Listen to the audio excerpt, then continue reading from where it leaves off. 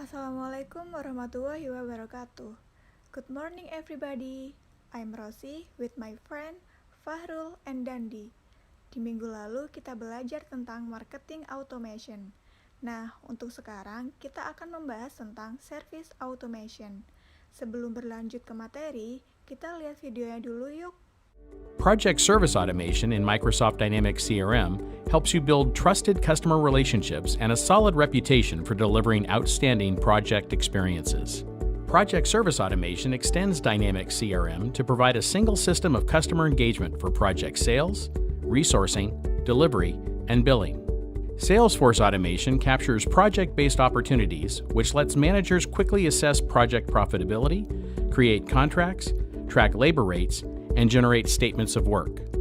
Project planning tools and templates make it easy for sales managers to collaborate with project managers to estimate and define the work, so cost, effort, and sales value are clear as the final proposal is submitted. Resource management builds from real-time consultant availability and skills, optimizing resource recommendations and surfacing open project roles that team members can see and apply for. Project teams and customers can connect in many ways. Communicate and share the latest project details with Office groups. Track documents, deliverables, and productivity with Office 365. Web, Office, and mobile apps make time and expense entry quick and easy. And tracking estimated and build time on team calendars simplifies time management. Project managers can review, override, track overruns, and approve costs, all in one place with the customer billing tools. When it's time to invoice, everything is in place to get accurate invoices out to your customers. Uniform tracking of financial events that affect profitability, revenue, accruals, and expenses provide a strong basis for reporting, integration, and analytics on interactive dashboards. Project Service Automation capabilities for Microsoft Dynamics CRM bring people, process, and technology together to deliver on-time, on-budget professional engagements.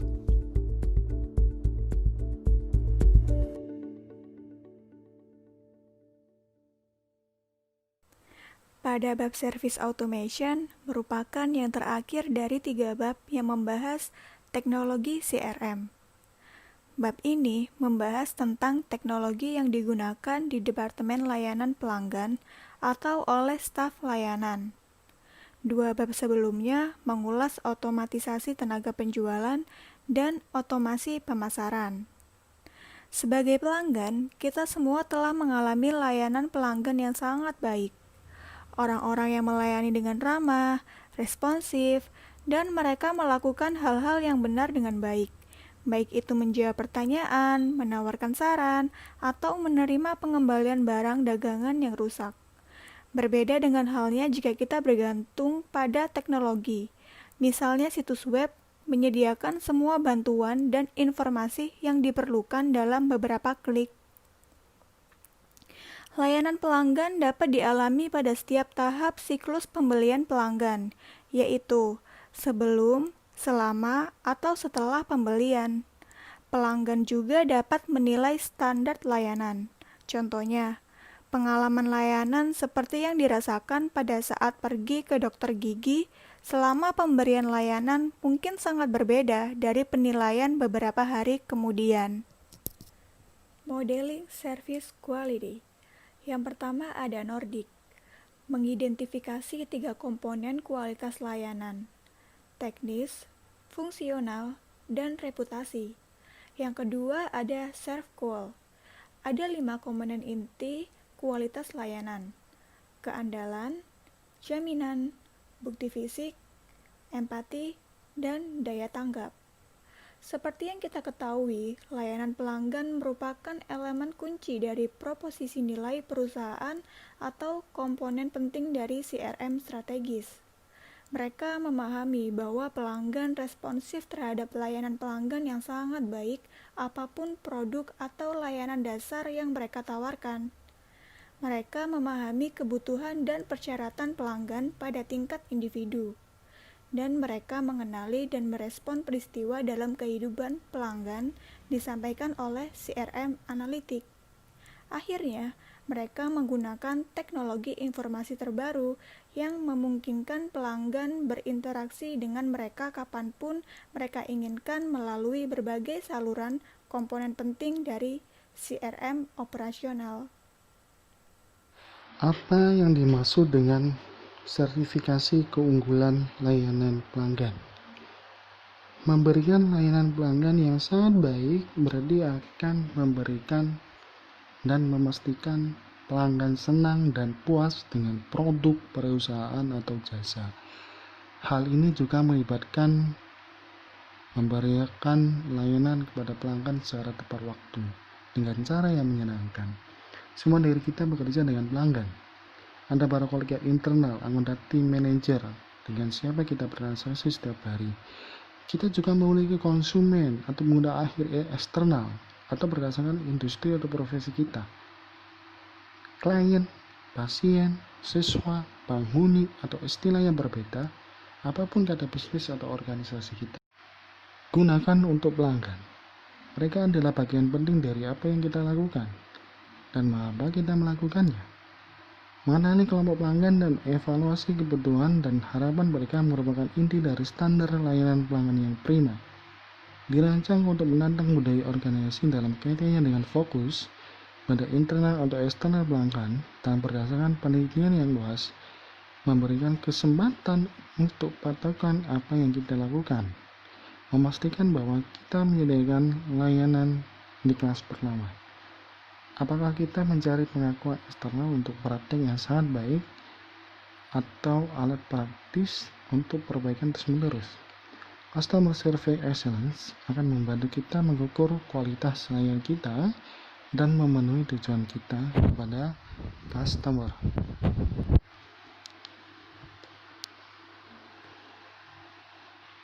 Untuk siapa Customer Service Excellence Certification?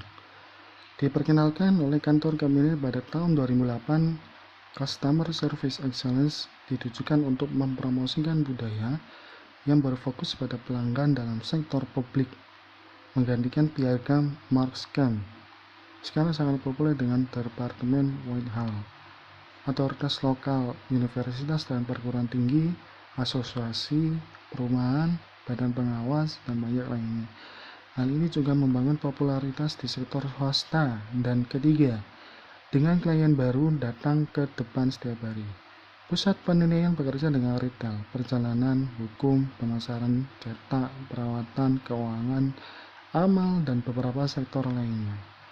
Layanan pelanggan atau pengalaman pengguna profesional di perusahaan atau organisasi dari berbagai bentuk dan ukuran harus mempertimbangkan pencapaian penghargaan Customer Service Excellence. Bagaimana keunggulan layanan pelanggan dapat menguntungkan organisasi kita?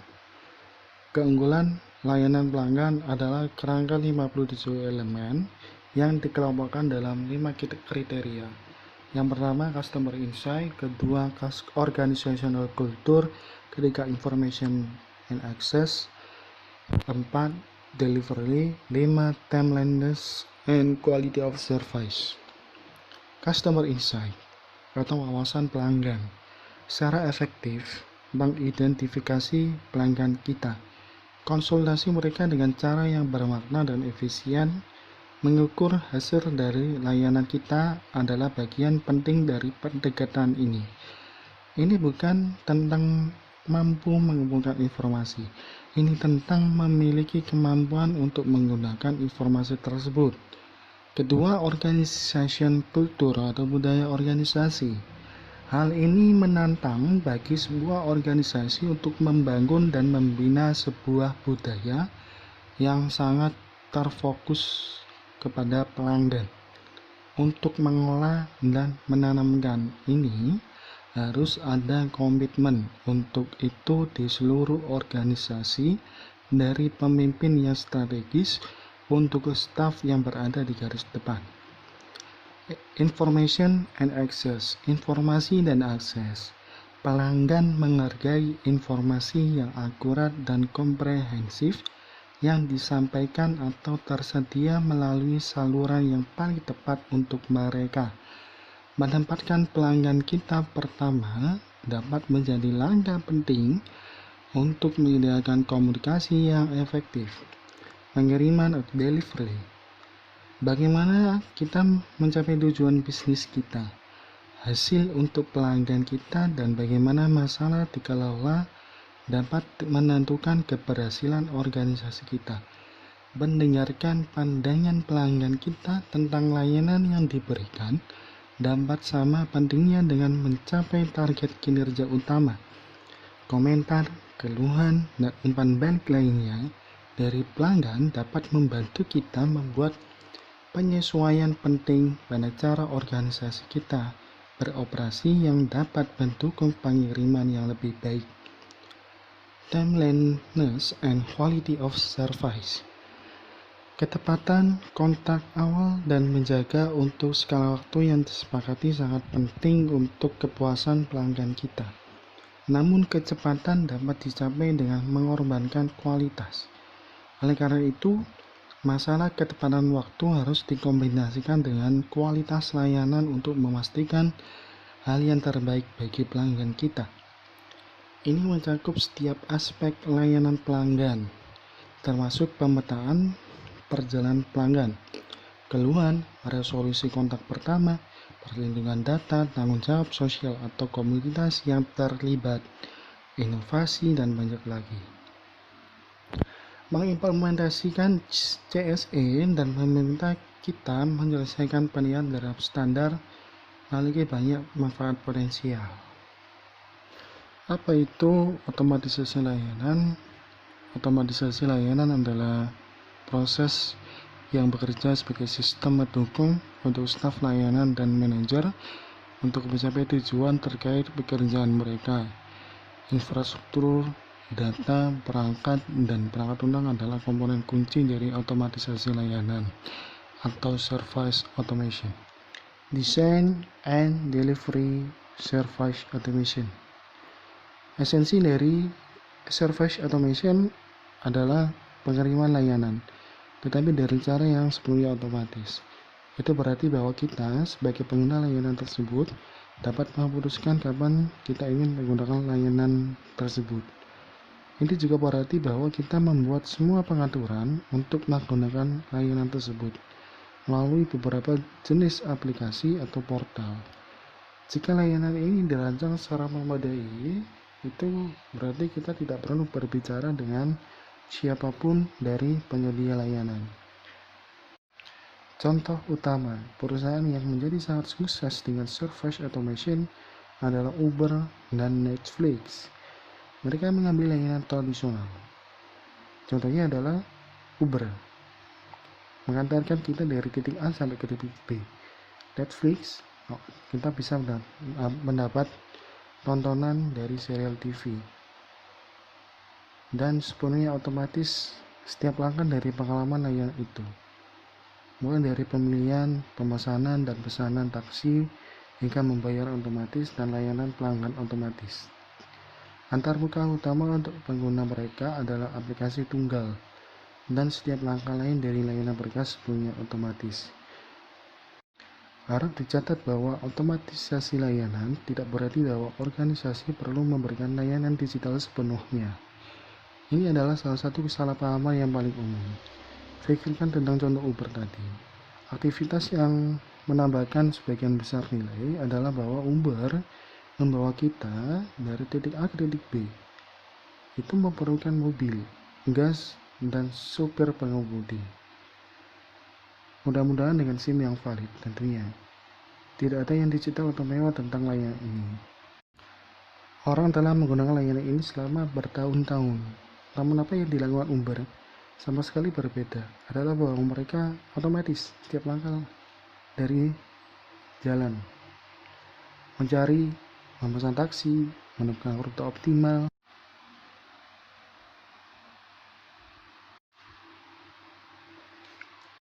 Uber membuktikan bahwa ini adalah pendekatan yang sangat sukses. Start designing automated service yourself. Mari kita mulai mendesain sendiri layanan otomatis kita.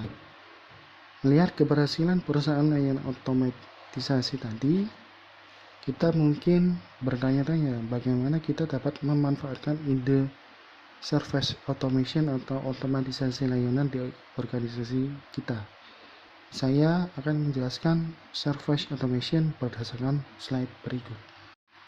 Di sisi kiri slide, kita akan melihat penyedia layanan dengan cara yang masih menggunakan cara tradisional. Maksud saya 95% persentase dari penyedia layanan saat ini bekerja berdasarkan prinsip yang sama persis. Sebuah layanan terdiri dari sejumlah interaksi antara pengguna. Saya simbolkan dengan orang yang berwarna abu-abu gelap dan perwakilan dari penyedia layanan. Komunikasi dan interaksi dalam layanan apapun dapat diprakarsai oleh pengguna. Contohnya, can you send me a quotation? Atau oleh penyedia layanan. Contohnya, please find attached a new invoice. Untuk tetap dengan contoh transportasi tadi, pikirkan tentang langkah yang kita ambil untuk menggunakan layanan taksi tersebut. Kita mencari perusahaan taksi yang cocok. Kita melakukan pemesanan dengan perusahaan taksi.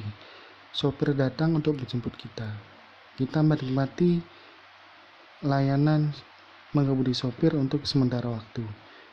Akhirnya kita membayar tagihan. Sebuah proses yang sangat sederhana dengan 5 interaksi. Sangat mirip dengan kita yang lihat di slide berikut. Jika kita berpikir tentang ini sedikit lebih dalam, kita akan melihat bahwa setiap layanan dapat dibangun dengan cara yang sama persis.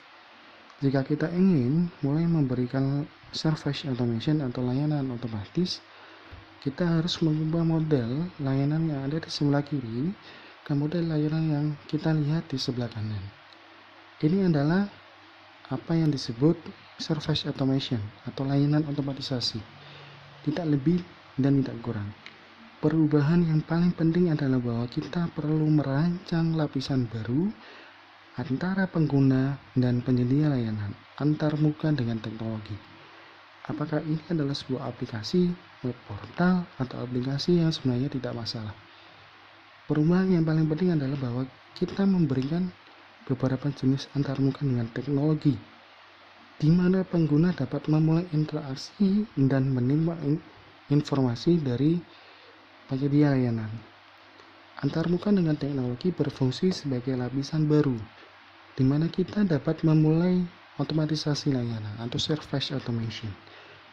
Kita dapat menentukan untuk setiap interaksi apakah mungkin untuk mengotomatisasi tindakan ini dan apakah ini bermanfaat. Perlu diingat lagi bahwa tidak perlu untuk mengotomatisasi setiap langkah. Hal ini sangat baik untuk menjaga beberapa langkah manual. Di antara misalnya adalah naik taksi. Langkah yang tidak dapat diotomatiskan akan dimakan oleh tanda panah. Manfaat dari otomasi layanan. Otomasi layanan memiliki peran yang sangat penting dalam memungkinkan perusahaan memberikan layanan pada pelanggan yang sangat baik bagi pelanggan.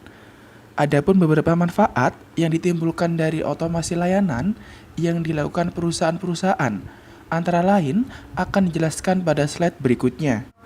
Manfaat yang pertama adalah peningkatan efektivitas layanan. Mengapa demikian? Karena permintaan layanan dapat diselesaikan lebih cepat untuk kepuasan pelanggan dengan memastikan bahwa permintaan yang ditangani pada titik kontak pertama atau dialihkan ke insinyur layanan yang tepat atau agen layanan pelanggan yang mampu memanfaatkan basis pengetahuan terbaru untuk menyelesaikan masalah yang dihadapi pada otomasi layanan dalam peningkatan efektivitas layanan untuk para pelanggan. Yang kedua adalah peningkatan efisiensi layanan. Biaya yang dikeluarkan dari pemberian layanan ketika para pelanggan menggunakan layanan mandiri alih-alih berinteraksi dengan agen. Tingkat resolusi kontak pertama yang tinggi berarti bahwa perusahaan hanya berurusan sekali dengan masalah pelanggan. Pertama kali yang tepat berarti berkurangnya tingkat pengerjaan ulang. Manfaat yang ketiga adalah produktivitas agen layanan yang lebih tinggi. Sistem manajemen panggilan dan pusat kontak memastikan bahwa jumlah optimal agen dijadwalkan dan bahwa waktu merasa digunakan secara produktif. Berbasis keterampilan, memastikan bahwa pertanyaan layanan dialihkan ke yang paling tepat atau yang paling benar. Manfaat yang keempat adalah pengalaman kerja agen yang lebih baik. Agen memiliki alat yang tepat untuk melakukan pekerjaan mereka dengan baik, yang mengarah ke pengalaman kerja yang lebih menyenangkan. Untuk manfaat yang kelima adalah pengalaman pelanggan yang ditingkatkan.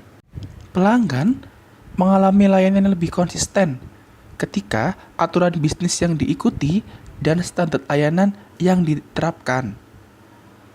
Dan pelanggan pun lebih suka melayani sendiri secara online dan dapat melakukannya. Manfaat yang keenam adalah keterlibatan pelanggan yang ditingkatkan. Daripada mengirim atau menerima komunikasi satu arah, pusat kontak pada saat ini terhadap pelanggan memposisikan diri mereka sebagai pusat keterlibatan pelanggan, terutama berpartisipasi penuh dalam banyak komunikasi interaktif di dalam sosial media, seperti contohnya di Instagram, di Facebook, di Twitter, dan lain-lainnya. Yang ketujuh adalah peningkatan retensi pelanggan. Layanan dengan kualitas lebih tinggi dan pengalaman pelanggan yang lebih baik berarti bahwa pelanggan cenderung untuk mencari pemasok alternatif. Kualitas layanan mendorong retensi pada pelanggan tersebut. Aplikasi perangkat lunak untuk layanan. Aplikasi manajemen aktivitas biasanya berintegrasi dengan Outlook dan aplikasi kalender dan komunikasi lainnya. Data dalam aplikasi manajemen aktivitas perlu disinkronkan dengan database dari CRM, baik secara real time atau berkala, dan dilampirkan ke akun, kontak, atau peluang sehingga staf kontak pelanggan lainnya memiliki pandangan lengkap tentang interaksi pelanggan dan jam yang dapat ditagih atau dicatatkan. Manajemen agen adalah prioritas tinggi untuk manajer pusat panggilan dan kontak. Manajer ingin menggunakan hitungan kepala terendah yang compatible dengan tingkat layanan pelanggan yang diinginkan. Terlalu sedikit agen dan pelanggan akan merasa tidak puas dengan waktu tunggu. Terlalu banyak agen dan biaya pengajiannya akan amatlah sangat mahal. Pelanggan dan manajer sama-sama menginginkan masalah tersebut cepat diselesaikan dengan tepat. Teknologi yang berkontribusi pada hasil ini termasuk antrian, scripting, dan manajemen pengetahuan. Sejumlah besar indikator kinerja utama yang digunakan di lingkungan panggilan atau pusat kontak. Di antaranya sebagai berikut. Yang pertama adalah volume diterima. Apa sih volume diterima itu? Volume diterima adalah jumlah total kontak masuk di semua saluran. Sebagai contohnya adalah Telkom Indonesia yang mempunyai pusat kontak bernomor 147. Semua customer, semua pelanggan, mulai dari pemasangan baru, mulai dari gangguan layanan dan lain-lainnya dapat menghubungi di nomor 147 milik Telkom Indonesia. Nah, semua pelanggan, semua customer yang menghubungi Telkom itu adalah dikategorikan sebagai volume diterima oleh Telkom Indonesia. Yang kedua adalah waktu antrian rata-rata atau jumlah rata-rata waktu pelanggan dalam antrian menunggu respon agen. Kita ibaratkan Telkom Indonesia kontak personnya 147 dan saya adalah sebagai pelanggan. Di sini saya mengalami gangguan dalam internet yang saya pakai dan saya menelpon 147. Di dalam telepon tersebut mengatakan bahwa jangan ditutup telepon karena Anda sedang dalam antrian. Biasanya ini menunggu sekitar 1 menit. Jikalau pihak agen atau pihak Telkom Indonesia tidak merespon, maka disuruh mengisi nomor telepon. Nah, nomor telepon tersebut akan digunakan oleh pihak Telkom Indonesia untuk menghubungi para customer atau para pelanggan melewati WhatsApp atau menghubungi balik dari kontak 147. Yang ketiga adalah waktu penanganan rata-rata atau AHT. Jumlah rata-rata waktu yang dibutuhkan untuk menyelesaikan panggilan atau interaksi pelanggan yang lainnya diukur dari inisiasi pelanggan dari kontak atau panggilan, termasuk waktu tunggu, waktu bicara, dan tugas penyimpanan catatan yang terkait. AHT adalah pertimbangan utama saat menentukan nomor agen. Yang keempat adalah abandon rate. Abandon rate adalah persentase panggilan di mana penelpon menutup telepon sebelum respon agen. Yang kelima adalah kecepatan jawaban rata-rata. Kecepatan jawaban rata-rata dapat diukur sebagai persentase panggilan yang dijawab dalam beberapa detik atau dering penerima ke pusat kontak. Misalnya, 80% panggilan dijawab dalam 20 detik. Ini kadang-kadang dikenal sebagai tingkat layanan. Sebagai contohnya, pihak dari Telkom Indonesia sudah berbicara sekitar hampir 1 menit, dan pihak respon atau pihak pelanggan, pihak customer itu merespon dengan jawaban oh ya, oke, dan lain-lainnya. Yang keenam adalah waktu respon. Jumlah waktu agen yang digunakan untuk merespon 100% kontak masuk. Matriks ini sering khusus untuk setiap saluran yang berkaitan dengan tujuan tertentu. Misalnya, semua pertanyaan di email pelanggan akan ditangani pada waktu 3 kali 24 jam, seperti yang diterapkan oleh Telkom Indonesia. Mulai dari gangguan layanan, pemasangan baru, dan lain-lainnya, maksimal ditangani oleh agen atau Telkom Indonesia sebagai kontak layanan 3 kali 24 jam, semua customer sudah dilayani. Yang ketujuh adalah resolusi panggilan pertama atau kontak atau VCR. Pelanggan menginginkan agar pertanyaan mereka dijawab pada kontak pertama mereka dengan penyediaan layanan. Mereka tidak mau harus menelpon berkali-kali. Penelitian SKM Group menunjukkan bahwa rata-rata hanya 68% dari panggilan pertama kali menghasilkan masalah yang disediakan untuk kepuasan pelanggan. Dan menurut SKM Group, VCR adalah matriks berkorelasi tertinggi dengan kepuasan pelanggan dari semua matriks pusat panggilan. Tidak adanya VCR adalah pendorong terbesar sekali ketidakpuasan pelanggan. VCR juga mengarah kepada pengalaman kerja yang lebih baik untuk agen. Tidak mengherankan, upaya agen untuk melakukan penjualan silang selama panggilan tersebut yang tidak tercapai oleh VCR sebagian besar tidak berhasil atau gagal sama sekali. Yang kedelapan adalah self-service issue resolution. Banyak manajer call center ingin membelokkan sebanyak mungkin panggilan dari antrian agen ke sistem swalayan, terutama ke IVR dan aplikasi web interaktif.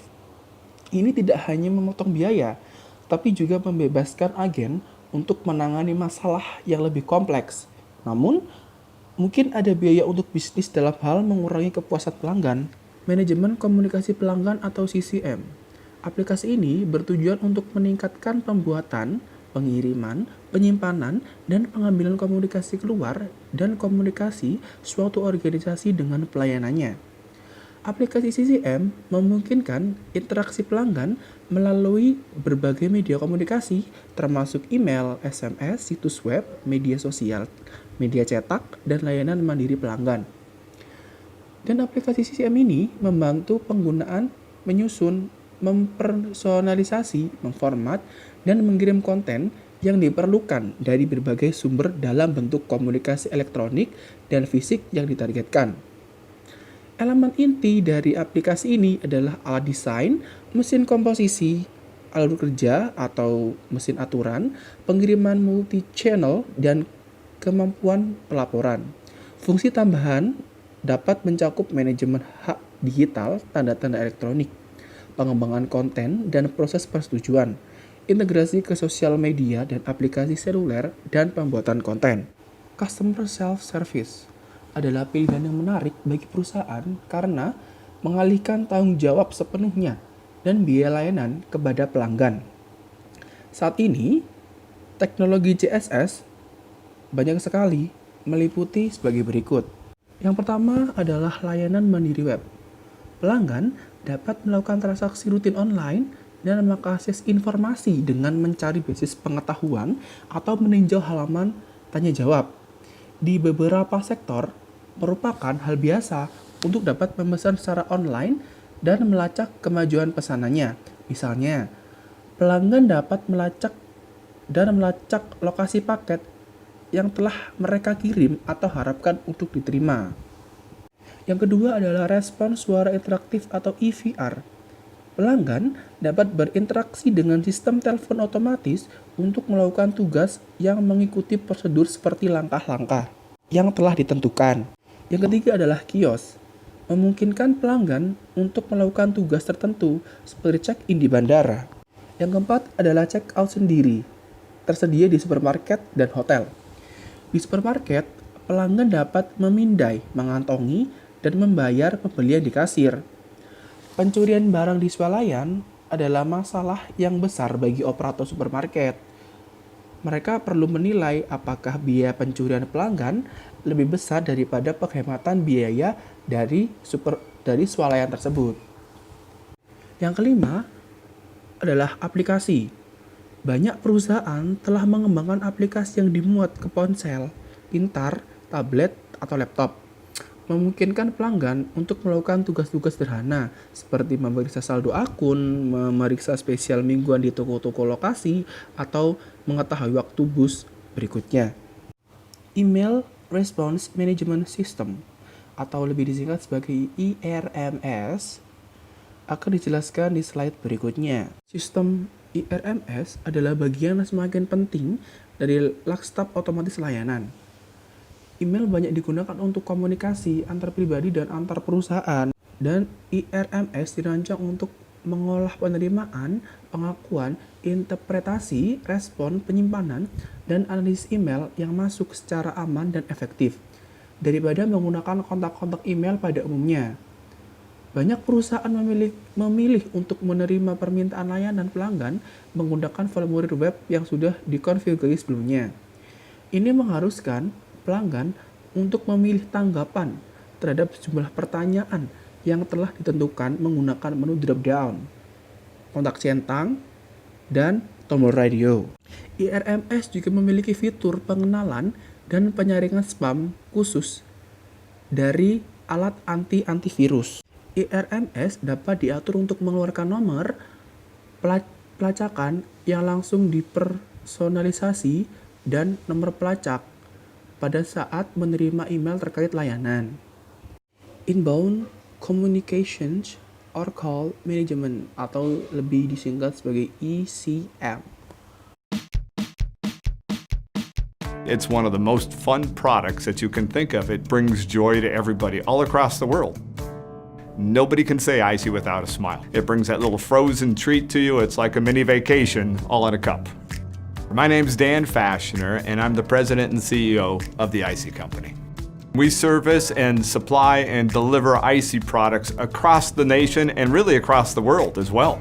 We're in Central America, we're in Australia, Europe, China, and continuing to grow in parts all around the world. We have about 101 branches across the country, and that's to supply the major customers that we do business with. AMC theaters, all the amusement parks, every C-store across the country. We service Icy in about 75,000 locations. We're celebrating our 51st anniversary this year. We think that's a really big milestone. A lot of companies don't survive all the things that we've survived, and then grown. When I started, we were just a small company. That time, we were doing about $1 million in sales a year. This year, we'll do somewhere close to $300 million. It's a product that people know and love, and we've been very fortunate to be a part of it. Aplikasi ini banyak digunakan dalam konteks pusat kontak atau panggilan.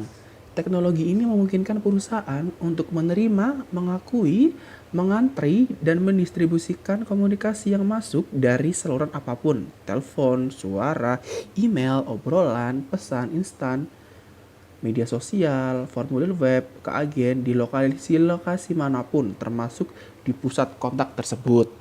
Aplikasi ECM berbasis Cold memungkinkan pengguna untuk menelusuri fungsionalitas aplikasi dari manapun mereka berada.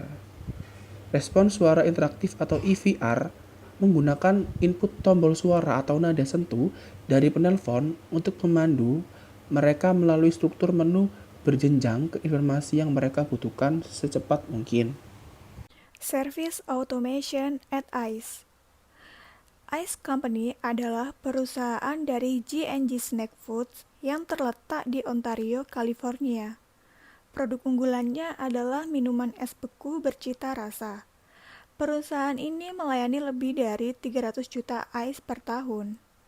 ICE mempekerjakan 800 orang dengan 400 teknisi lapangan yang melayani 30.000 mesin ICE di seluruh Amerika Serikat. ICE mulai meneliti ketidakefisienan yang mereka temukan dalam proses perbaikan mesin ICE. Proses perusahaan saat ini sangat tidak efisien dan rawan kesalahan.